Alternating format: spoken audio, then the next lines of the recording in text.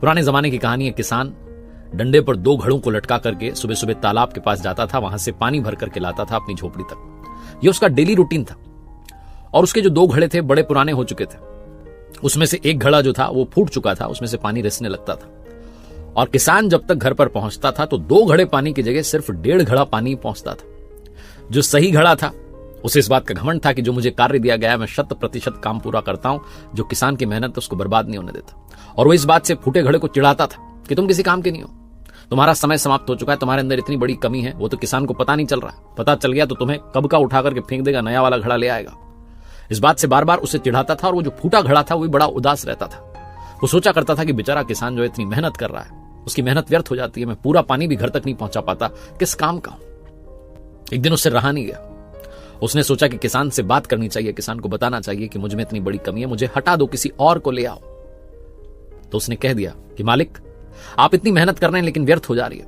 आप 2 घड़ा पानी भर करके लाना चाहते हैं तालाब से सुबह सुबह, लेकिन मैं फूट चुका हूं, मुझ में से पानी रिसने लगा है। आप 2 घड़े की जगह घर पर सिर्फ 1.5 घड़ा पानी ही ले जाते हैं। और अब समय आ गया मालिक कि मुझे आप छोड़ दें, मेरी जगह किसी और नए घड़े को ले आए। आपसे दूर होकर के बुरा तो लगेगा लेकिन समय आ गया तो आ गया। किसान ने कहा, सुनो, उदास नहीं होते, मन छोटा नहीं करते, कल सुबह जब हम फिर से आएंगे तो वापसी में सुंदर सुंदर फूल दिखेंगे, उन्हें देखना। अगली सुबह वही रूटीन किसान ने फॉलो किया। जब वो गया वही डंडे पर दोनों तरफ घड़े लटका करके तालाब में से पानी भर के लाया तो जो फूटा घड़ा था उसने देखा कि सुंदर सुंदर फूल जो है रास्ते में थे। उसका मन थोड़ी देर के लिए प्रसन्न हुआ, उदासी थोड़ी दूर हुई।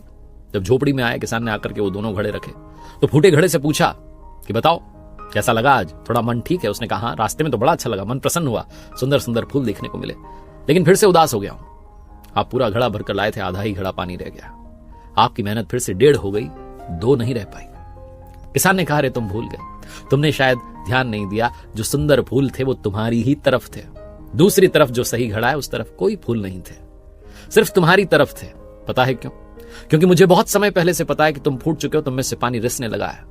तो मैंने क्या किया, मैं बाजार गया, वहां से बीज लाया और पूरे रास्ते में, जब हम तालाब से झोपड़ी तक आते हैं, घर तक आते हैं, पूरे रास्ते में उन बीज जो थे उनको बो दिया और तुम में से पानी रिसता चला गया। तुम रोज उन बीजों को सींचते रहे, पौधे बन गए, सुंदर सुंदर फूल आ गए, रंग बिरंगे फूल से वो पूरा रास्ता सज गया है।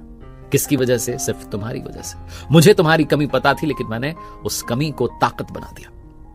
कहानी उस फूटे घड़े की नहीं है, कहानी आपकी और हमारी है। इस दुनिया में कोई सर्वगुण संपन्न नहीं होता, कमियां सब में होती हैं।